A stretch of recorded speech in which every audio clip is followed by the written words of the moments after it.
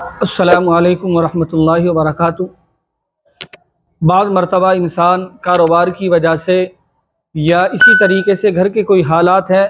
کوئی بھی اس کے ساتھ زندگی میں پیش آنے والی پریشانیاں ہیں اور ان سے وہ بہت الجھن میں رہتا ہے، اور اس کی کوشش، اس کی چاہت، اس کی لگن یہ ہوتی ہے کہ کسی بھی طرح یہ میری پریشانی دور ہو جائے۔ اس پریشانی کے لیے وہ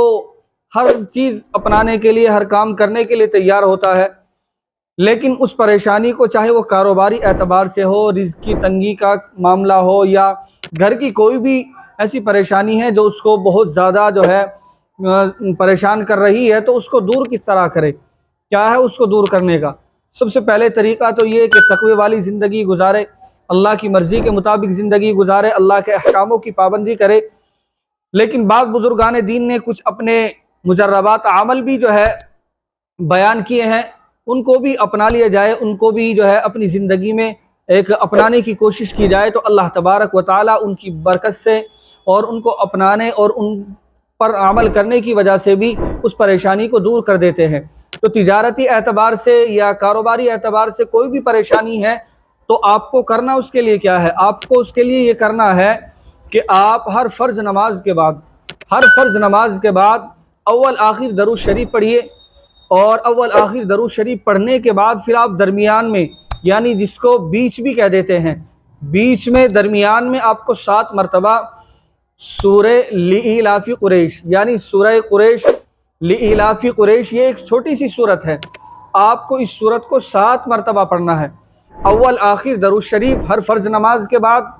اور درمیان میں یعنی بیچ میں 7 مرتبہ سورہ قریش، یعنی سورت لإلاف قریش، اس کو پوری سورت کو 7 مرتبہ پڑھنا ہے۔ اور اس کو پڑھنے کے بعد پھر آپ کو دل جمعی کے ساتھ، پوری توجہ اور لگن کے ساتھ، جس طرح اللہ سے ہمیں مانگنا چاہیے، ہماری توجہ، ہمارا دل کا رجحان، ہمارا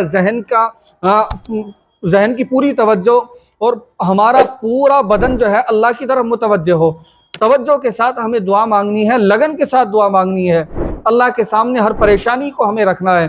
کوئی بھی آپ کی زندگی میں پیش آنے والی پریشانی ہے، چاہے تجارتی ہے